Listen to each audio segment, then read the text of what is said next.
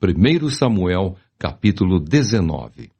Jonatas intercede por Davi. Falou Saul a Jonatas, seu filho, e a todos os servos sobre matar Davi. Jonatas, filho de Saul, muito afeiçoado a Davi, o fez saber a este, dizendo: Meu pai Saul procura matar-te. Acautela-te, pois, pela manhã, fica num lugar oculto e esconde-te.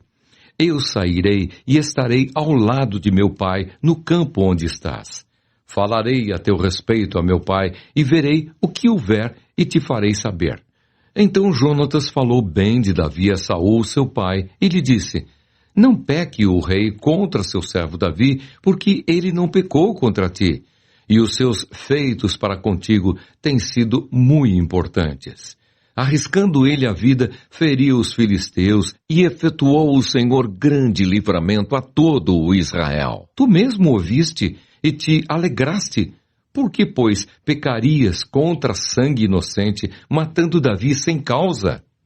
Saul atendeu a voz de Jonatas e jurou: Tão certo como vive o Senhor, ele não morrerá. Jonatas chamou a Davi, contou-lhe todas estas palavras e o levou a Saul. E esteve Davi perante este como dantes. Saul procura de novo matar a Davi.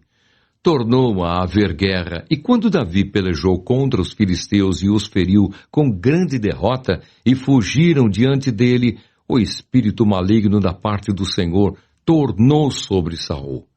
Estava este assentado em sua casa e tinha na mão a sua lança, enquanto Davi dedilhava o seu instrumento músico.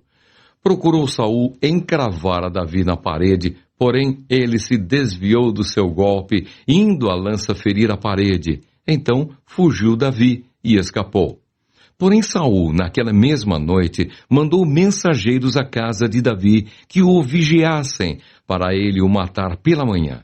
Disto soube Davi por Mical, sua mulher, que lhe disse: Se não salvares a tua vida esta noite, amanhã serás morto. Mical engana a seu pai e salva a Davi. Então Mical desceu Davi por uma janela, e ele se foi, fugiu e escapou. Mical tomou um ídolo do lar e o deitou na cama, e pôs-lhe à cabeça um tecido de pelos de cabra, e o cobriu com um manto. Tendo Saul enviado mensageiros que trouxessem Davi, ela disse: Está doente. Então Saul mandou mensageiros que vissem Davi, ordenando-lhes: Trazei-mo mesmo na cama, para que o mate.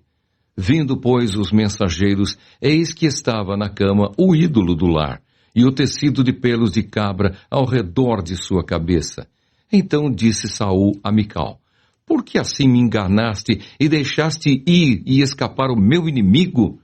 Respondeu-lhe Mical: Porque ele me disse: Deixa-me ir, senão eu te mato. Saul e seus mensageiros profetizam.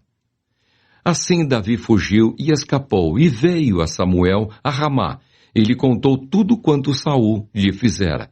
E se retiraram ele e Samuel, e ficaram na casa dos profetas. Foi dito a Saul: Eis que Davi está na casa dos profetas em Ramá. Então enviou Saul mensageiros para trazerem Davi, os quais viram um grupo de profetas profetizando onde estava Samuel, que lhes presidia.